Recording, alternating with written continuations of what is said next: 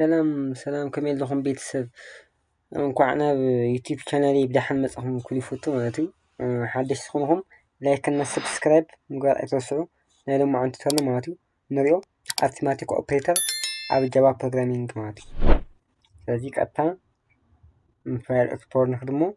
ኣብታ ጃቫ ፕሮግራሚንግ ፕሮጀክት ክሬት ክገብሮ ማለት ኒው ፋይል ኔም ማለት እዩ አርትሜቲክ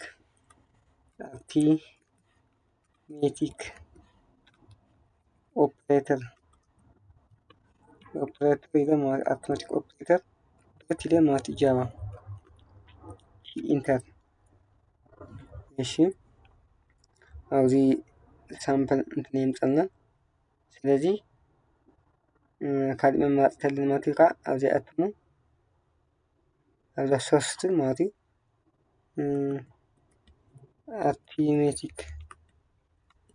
አርትሜቲክ ኦፕሬተር ዶት ጃቫ ይብላ ማለት እዩ። ስለዚ ኢንተር ተደርግን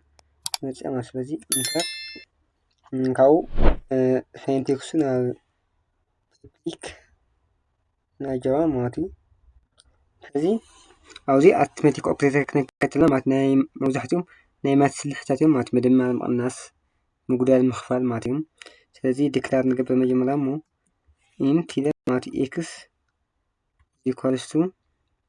ወይ ከዓ ብካልእ ኣበሃህላ ኤክስ ናይ ዋይ ዲክላር ገብር እሞ እሺ ኢንተር ኢለ ማለት ኤክስ ኢኳልስ ቱ 80 ተልዮ እሺ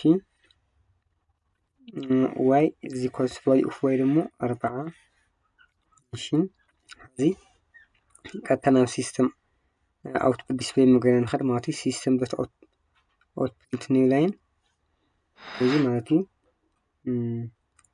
ኤክስ ፕላስ ዋይ ንብል ማለት እዩ። እሺ ኢንተር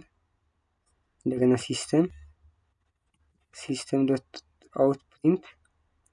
ኤክስ ማይነስ ዋይ እሺ እንደገና ሲስተም ምድማር ምቅናስ ከዚ ከዓ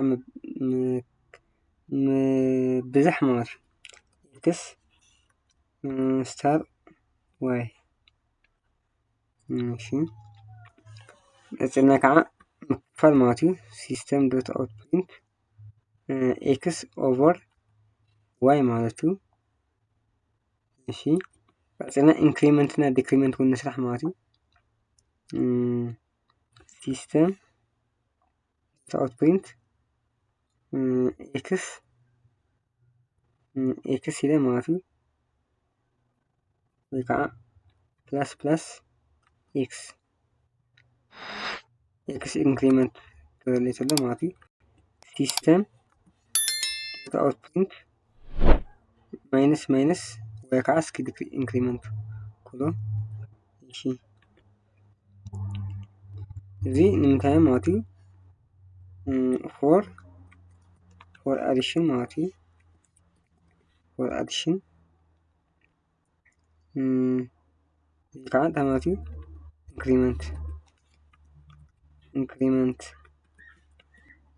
ማለት እዩ። እዚ ከዓ ዲክሪመንት ኮሜንት ኢለ ማለት እዩ ዲክሪመንት እዚ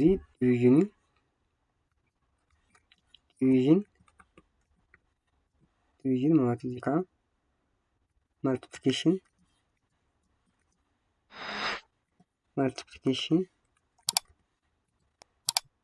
እዚ ከዓ ሰብትራክሽን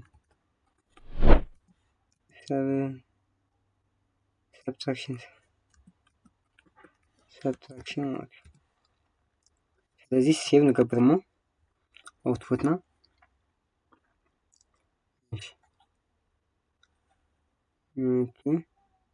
ስለዚሪኢኹም መጀመርያ ሲስተም አውትፑት ክድመር ተሎ ክልቲኦም 80 እና 40 ብትዕሽራይ ካብ ኤክስ ማይነስ ዋይ ማለት ድማ ካብ 80 ክቅነስ 40 ቀፂሉ ከዓ ክባዝሕ ተሎ 40 እና 80 3200 ኤክስ ንዋይ ክፍል ከሎ ከዓ 80 እና 40 ክልተ ማለት እዩ። ኢንክሪመንት ኤክስ ኢንክሪመንት ክገብር ተሎ ካብ 80 81 82 ማለት እዩ። ኢንክሪመንት ሓደ ኢንክሪመንት ክገብር ከሎ 81 ማለት እዩ ወይ ከዓ ዲክሪመንት ክገብር ከሎ 39 እዚ ከዓ ብካሊእ ባህሪ ክንገብር ንክእል ኢና ለምሳሌ እዚ ሲስተም ኢለ ማለት እዩ ሲስተም ዶት አውትፑት ኢለ ማለት እዩ ዋይ ሲካፈል ለኤክስ ኢለ ማለት እዩ ክመፅእ አውትፑተይ ሴቭ ደሞ አውትፑተይ እንታይ መፀለይ ንርኢ አውትፑት 0 ዋይ ሲካፈል ኤክስ እሺ ያ ምክንያቱ ዜሮ ምክንያቱ መሲልኩም ኣብዚ ከሳደንቲ ግምት ብግምት ከምዚ ኢለ ማለት ምክንያቱ ዋይ እና ኤክስ ማለት እዩ ደሲማል ቁፅሪ መፅኡ ማለት እዩ ደሲማል ቁፅሪ ስለዚ ሙሉእ ቁፅሪ ኮይኑ ማለት እዩ ደሲማል ቁፅሪ ስለዘይቀመጥናዮ እዚ እንተው እዚ ወይ ከዓ ፍሎት ኢለ ማለት እዩ ፍሎት ኢለ ማለት እዩ ዋይ ኦቨር ኤክስ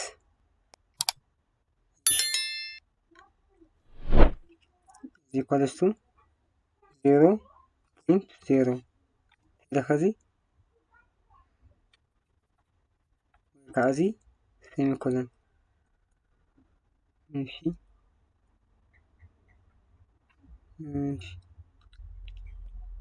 ካለ ባውዚ ዲቭ ማለት ዲቭ ፍሎት ዲቭ is equals to y over x ሴሚኮሎን ትጥቀም ማለት እዩ እዚኣ ዲቭ ቴልያ ማለት እዩ ሴቭ ቴልያ እዚኣ አውትፑት መፀናዮ ማለት እዩ ኦኬ 0.0 ኦኬ ባይ ዘ ወይ ኣብ ደሲማል ስለዝኮነ እምበር ካሊእ ቁፅሪ ተእቲና ምን ይምዃን ለምሳሌ እዚ ዋጋ ተቀያይርና ምካል እዩ ዛውንት እዚ 800 ክሎ እሞ ከዓ 4000 ቴልያ ቁፅርና ኣባሃዋይ እምበር ስምን ለውጢ ምፅኡ ሉ መኸዛውንት 800 ወይ ከዓ 4000 ሂበዮ ክንዲ ክመፅኦ ማለት እዩ 50 ክመፅኦ ወደ 50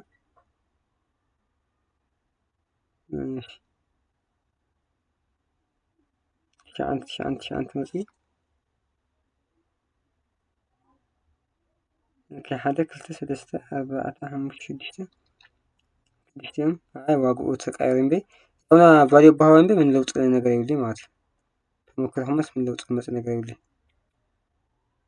ከዓ እዚ ኮሜንት ምግባር ንክእል ማለት እዩ ኮሜንት ጌርና እውን ካሊእ አውትፑት ንረክብ ንክእል ማለት ስለዚ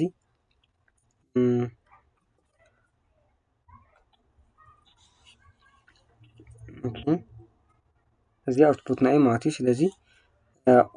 ቁፅሪ ማለት ደሲማል ቁፅሪ ካብ መጀመርያ ደሲማል ወይ ዲክላር ንገብር ኢና ማለት ስለዚ ከዚ ከዓ ሲስተም አውትፑት ኢለ ማለት እዩ ኣብዚኣ ሰብስክራይብ ኣይትርስዑ ባይ ዘ ወይ ዒጋማቲ ሰብስክራይብ ግበሩ ሰብስክራይብ ዒጋማት ቲዩብ and thank you for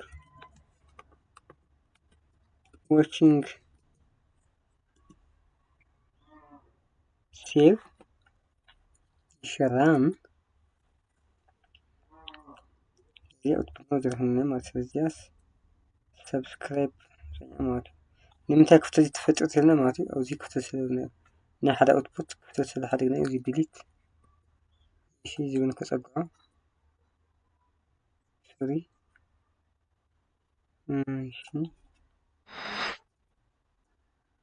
ሲስተም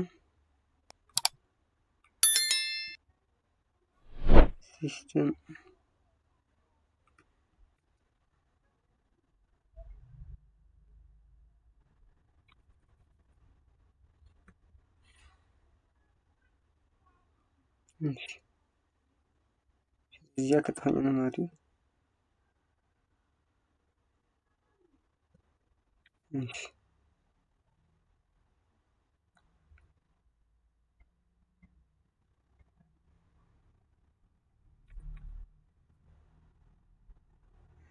ماشي سيف